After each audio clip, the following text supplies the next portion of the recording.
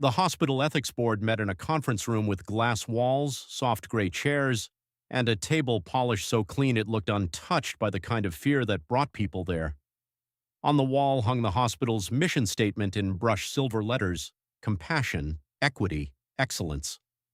Nurse Talia Brooks had passed those words every day for 9 years. She had passed them after 12-hour shifts that became 14, after holding a dying man's hand because his daughter was stuck in traffic, after translating medical instructions into plain language for families too embarrassed to admit they did not understand, after watching wealthy patients receive immediate calls while uninsured patients waited for approvals that came too late. She knew mission statements were easy to mount on walls. The harder part was making them survive a night shift. Talia was 38, black, and the senior charge nurse on the medical step-down unit at Northbridge Memorial. She had a calm face, tired eyes, and the kind of authority that came from knowing exactly how many things could go wrong in one hallway before an administrator's dashboard noticed anything. Residents trusted her. Patients trusted her. Families asked for her by name. New nurses learned quickly that if Talia said a patient looked wrong, you called the physician before the monitor confirmed it. That was why she had filed the ethics complaint, not because she wanted attention, not because she disliked doctors, not because she was emotional, angry, difficult, or any of the words people used when a black nurse refused to let suffering remain quiet. She filed it because Mr. Samuel Price almost died while waiting for a dialysis consult that should have been escalated hours earlier.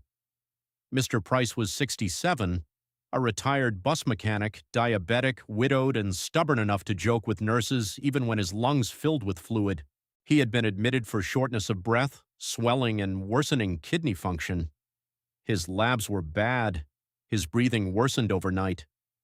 Talia requested escalation 3 times, first through the resident, then through the hospitalist, then through the nephrology answering service. Each time the response was delayed, softened, or documented as monitoring. By morning, Mr. Price was in respiratory distress. By noon, he was in the ICU. By evening, his daughter was asking why nobody had listened when the nurse kept saying he was getting worse. Talia had asked the same question. Then she pulled the patient logs, not just the chart notes, the actual logs, call timestamps, nursing escalation entries, lab result acknowledgments, secure messages, page records, response times, bed assignment notes, consult request routing, transfer delay documentation, vital sign flow sheets, staffing ratios, every small piece of the truth that administrators preferred to summarize after the harm had already chosen its shape. The logs told a story the official chart did not. They showed that Talia had escalated early. They showed that the resident deferred. They showed that nephrology was paged late. They showed that a system alert marked the consult as non-urgent despite worsening labs. They showed that Mr. Price waited while everyone believed someone else was responsible. And they showed something worse. He was not the only one.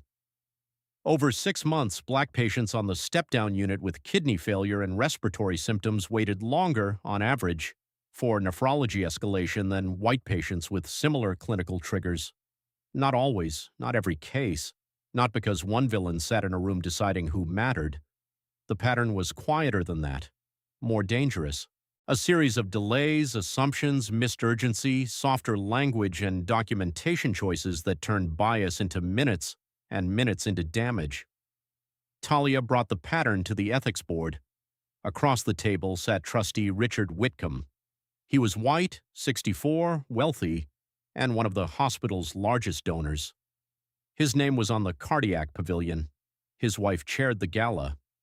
He had spent 20 years on the board and believed that made him a guardian of the hospital's reputation, though Talia suspected he often confused reputation with silence. Richard had insisted on attending the ethics review after hearing that a nurse had filed a complaint alleging inequitable escalation patterns. A serious accusation, he called it. Not a serious concern, a serious accusation. That difference mattered. The board chair, Dr. Helen Morris, opened the meeting with careful neutrality. Around the table sat physicians, administrators, legal counsel, a patient advocate, 2 trustees, and Talia. The chief nursing officer, Denise Monroe, sat beside her, expression unreadable but posture steady. Helen said, "We are here to review the escalation delay involving patient Samuel Price and the broader pattern raised in Nurse Brooks's complaint. This is a confidential ethics proceeding. Nurse Brooks, thank you for being here." Talia nodded. "Thank you." Richard leaned back in his chair. "Before we proceed, I want to say that Northbridge Memorial has an excellent record of equitable care. We should be very careful before suggesting systemic bias based on one unfortunate case." Talia looked at him. The meeting had barely begun. He had already tried to shrink it. Helen said, "Mr. Whitcomb, we will review the evidence before reaching conclusions." "Of course," he said. "I only want to avoid inflammatory framing." Inflammatory. Talia folded her hands. Denise Monroe's eyes moved briefly toward Richard, then back to the table. Helen turned to Talia. "Please summarize your concern." Talia opened her folder. "Mr. Price showed signs of worsening fluid overload overnight.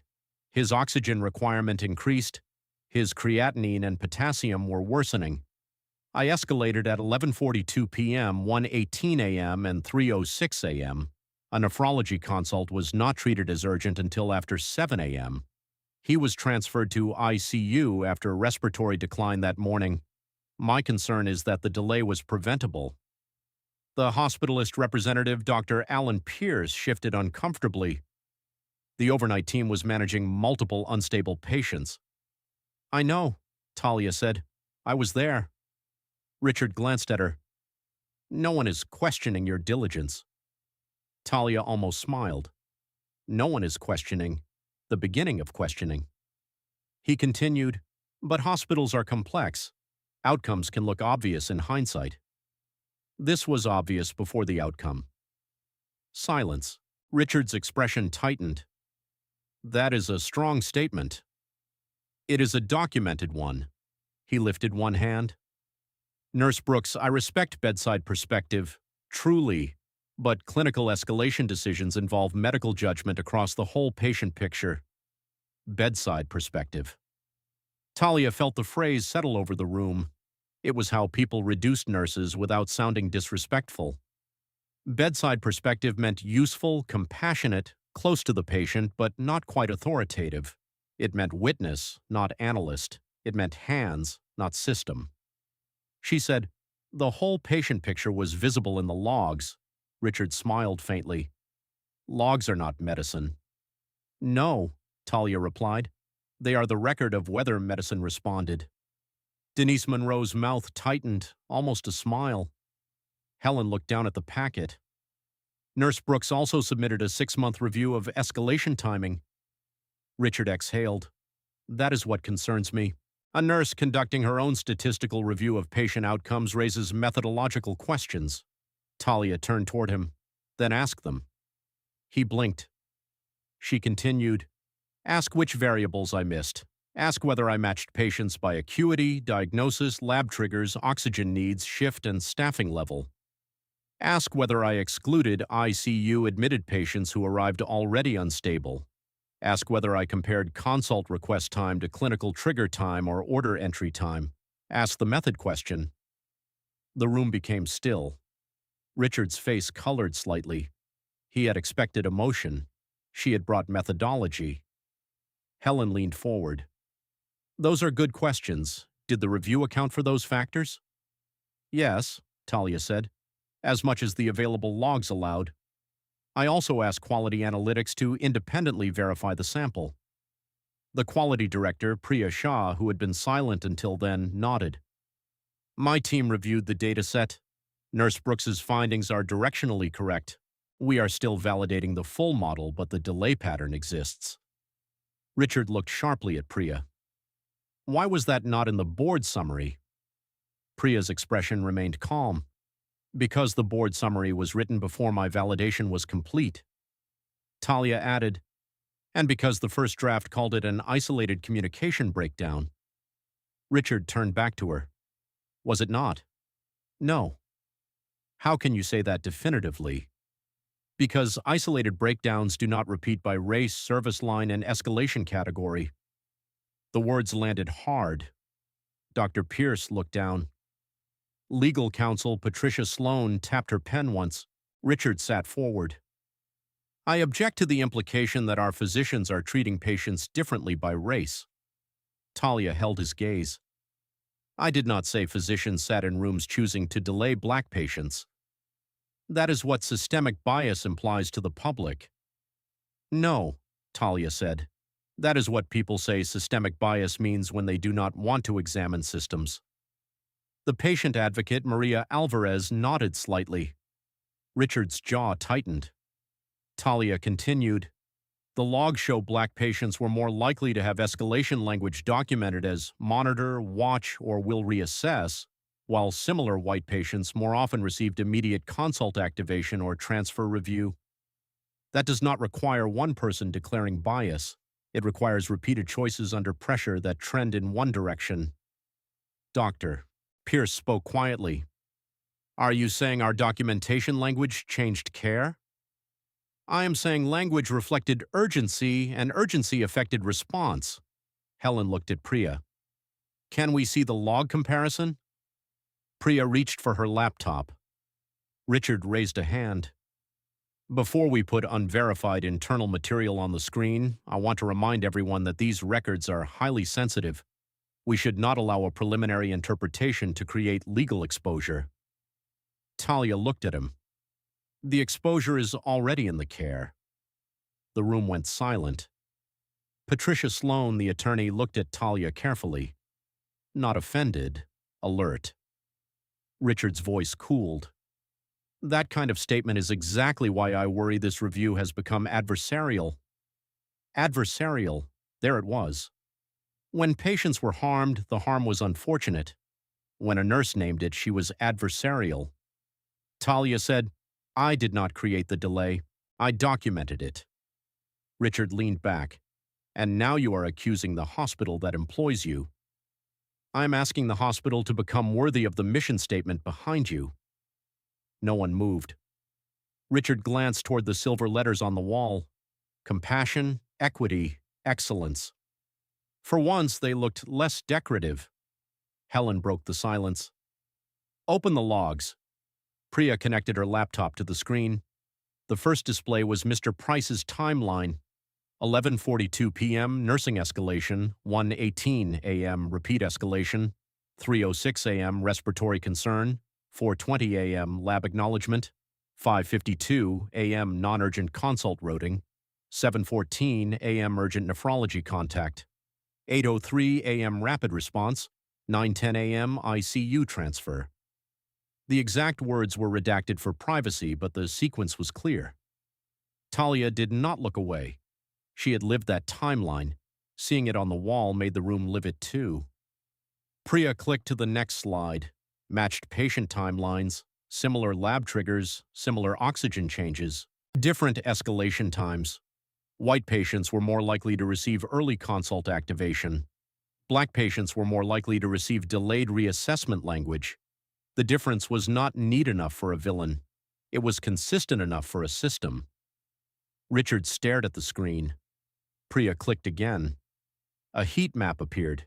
Delay by race, diagnosis category, shift and service response. Red zones clustered in overnight kidney respiratory escalation cases. The room went quiet in the way clinical rooms go quiet when a vital sign suddenly makes denial impossible. Helen whispered, How many cases? Priya answered, 47 in the preliminary sample, 16 strong matches. The pattern persists after basic acuity adjustment, though we need full statistical review. Talia said, Mr. Price is not an outlier. He is a warning. Dr. Pierce rubbed his forehead.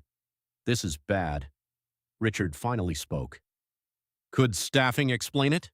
Talia turned to him. Partly. Not fully. Priya nodded. Staffing increases delays for everyone. It does not explain the difference in language or consult urgency. Richard looked at the heat map. His earlier confidence was gone, but something in him still resisted. This is preliminary, he said. Yes, Talia replied. Preliminary does not mean imaginary. Maria Alvarez, the patient advocate, leaned forward.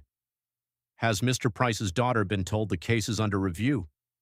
Helen said, she was informed that an internal review was opened. Talia said, she was not told that multiple escalations were logged before the ICU transfer. Patricia Sloan looked up sharply. How do you know that? Because she asked me why no one listened. If she had been told, she would not have asked the question that way. The room absorbed that. Patients and families often knew when language had been softened around them. They did not always know how, but they felt the shape of missing truth. Richard looked at Talia.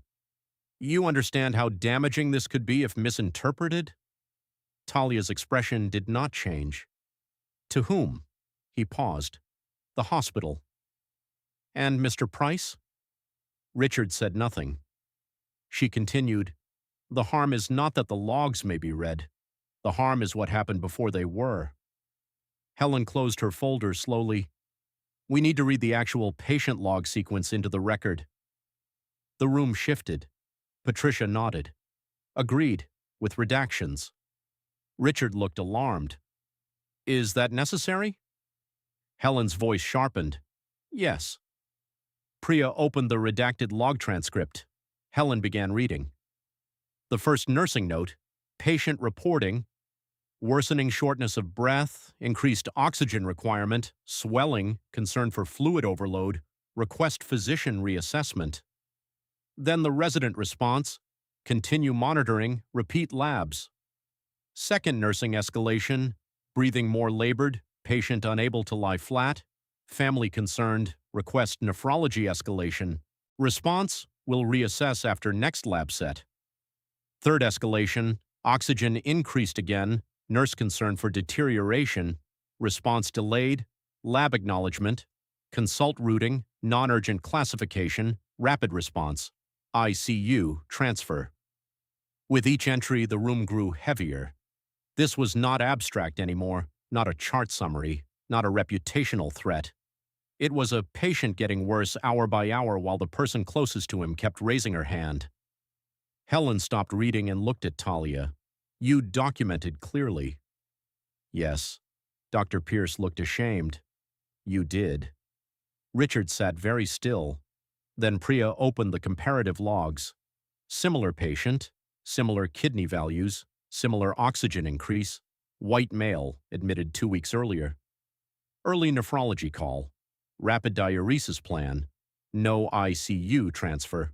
Another case, white female, urgent consult within 90 minutes.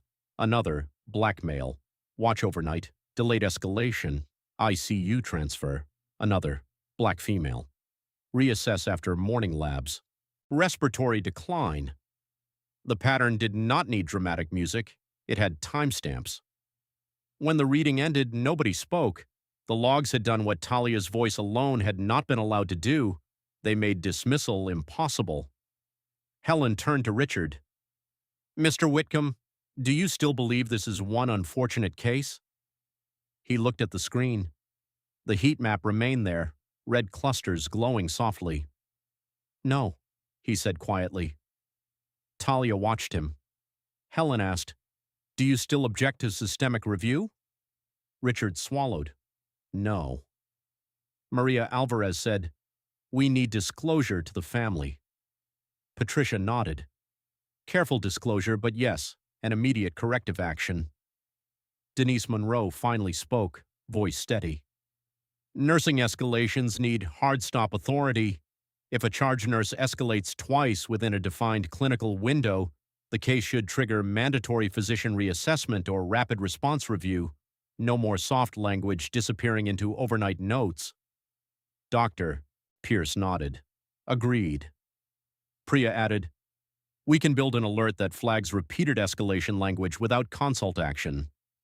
Talia said, and audit the language itself. Everyone looked at her. She continued, monitor, watch, reassess, comfortable, resting. Those words can hide deterioration. The audit has to compare language to vitals and outcomes. Maria nodded. And race. Talia said, yes, and race. Richard closed his eyes briefly. When he opened them, he looked older. Talia. he said. She did not correct him, though she noticed the first name. He caught himself. Nurse Brooks. Yes. I owe you an apology. The room became still. He looked uncomfortable, but he continued. I challenged your complaint before reviewing the evidence. I framed it as a reputational risk rather than a patient safety concern. Yes.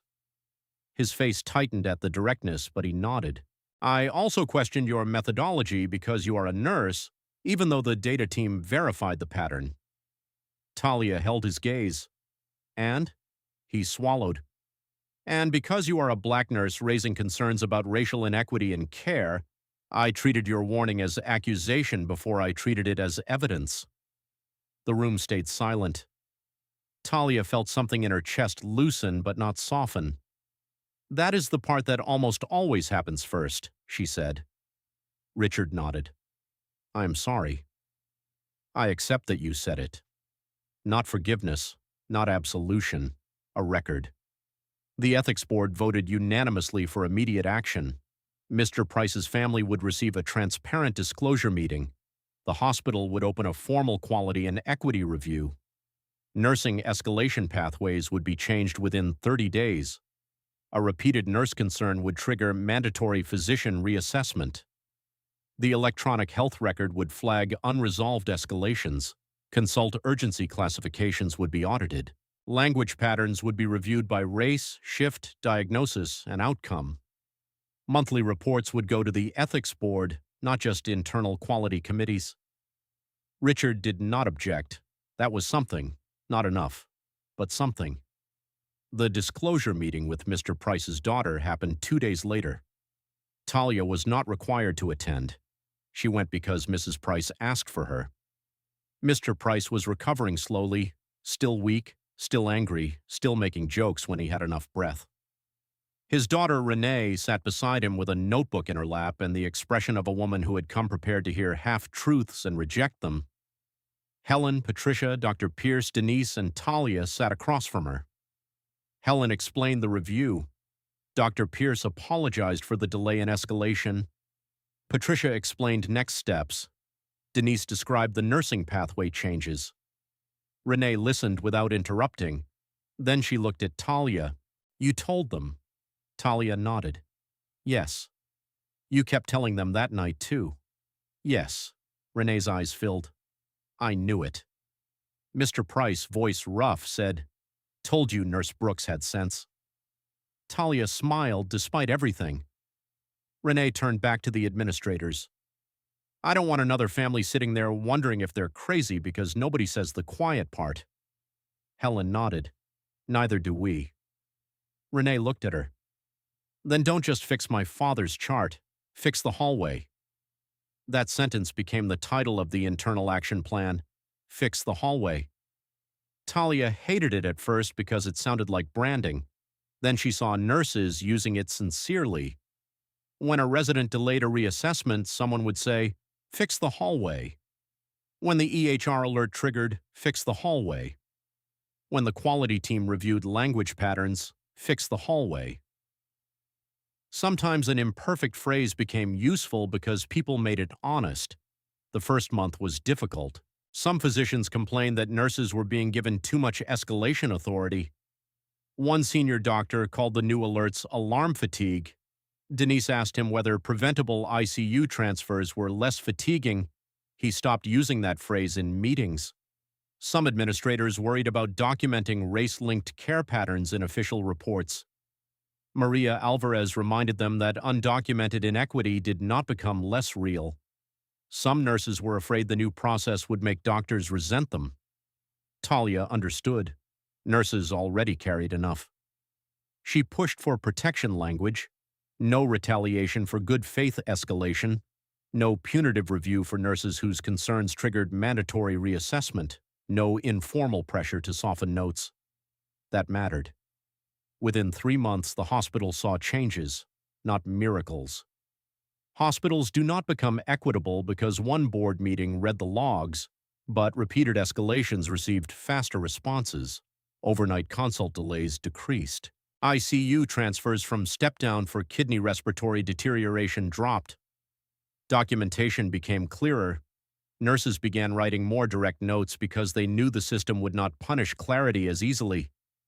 The heat map red zones faded, though Priya warned everyone not to celebrate too early. Richard Whitcomb attended the first quarterly review. He said little. But when a trustee asked whether the hospital needed to continue tracking race once the pathway improved, Richard answered before Talia could. Yes, if we stop measuring when the numbers become less embarrassing, we are measuring reputation, not care. Talia looked at him. He did not look away. Progress, she thought, could be awkward and still real. A year later, Northbridge presented the Fix the Hallway initiative at a regional patient safety conference. Talia refused to let it become an administrator's success story. She agreed to speak only if Renee Price was invited and the nursing role was named plainly. The conference room was full when Talia stepped up to the podium. Behind her was a simplified version of the patient log timeline. No names, no private details, just the sequence. Concern raised, response delayed, concern repeated, response delayed, deterioration, ICU transfer. Then the second slide, the pattern across patients. Then the third, the new escalation pathway. Talia looked out at doctors, nurses, quality officers, trustees, and hospital executives. The lesson is not that one nurse was right, she said. The lesson is that the system had a record of the truth before leadership respected it. The room was quiet. She continued. Patient logs are not just documentation, they are moral evidence. They show who noticed, who answered, who waited, who softened language, who escalated, who was believed, and who paid the price for delay. Renee sat in the front row. Talia looked at her briefly, then back at the room. If your hospital's equity work lives only in dashboards and statements, read the logs. Read the hour-by-hour record of how patients move through fear. That is where your mission statement either becomes care or becomes decoration. The applause came slowly at first, then stronger. After the talk, a young black nurse approached Talia near the side wall. Nurse Brooks, she said, how did you keep going when they treated you like you were accusing everyone? Talia smiled sadly. I remembered I was not the danger. The nurse's eyes glistened. Talia added, and I had the logs. The young nurse laughed through her tears. Keep them clean, Talia said. Write what you see, write what you did, write who you called, write the time. Clarity protects patients, and sometimes it protects you too. Years passed. Talia became director of clinical escalation and equity review at Northbridge Memorial. She did not leave bedside nursing entirely. One shift a month, she still worked the step-down unit because policy without hallway memory became paperwork too quickly. Mr. Price lived another 4 years. Every Christmas, Renee sent Talia a card. The first one said, "Thank you for making them read what you already knew." Talia kept it in her desk. Richard Whitcomb remained on the board but changed in ways that were slow, imperfect, and visible. He stopped using reputation as the first frame in patient harm meetings. He funded a nursing documentation fellowship after Denise forced him to understand how much unpaid analytical labor nurses were already doing. At one board retreat, he said, "The person closest to the patient may also be closest to the system failure." Talia heard about it later. She appreciated the sentence. Late truth, but truth. One evening, long after the ethics board meeting had become part of hospital lore, Talia walked past the conference room where it happened. The silver mission statement still hung on the wall. Compassion, equity, excellence. She stopped for a moment. Through the glass, she could see a new group meeting around the table. A young nurse was presenting. A physician was listening. A trustee was taking notes. On the screen was a patient timeline. Talia watched until the nurse finished her sentence without interruption. Then she kept walking toward the unit. A call light was blinking. Somewhere, a patient needed water, pain medicine, a blanket, a translator, a doctor, an answer, a witness. The real ethics board, Talia had learned, was never only the room with glass walls. It was the hallway at 3 a.m. The chart note written clearly. The second call when the first was ignored. The refusal to let delay become normal. the patient log that remembered what power tried to soften. Mr. Price had been telling the truth with every worsening breath. Talia had been telling the truth with every escalation. The logs had been telling the truth before anyone read them aloud. And once they did, the hospital could no longer pretend the mission statement was enough.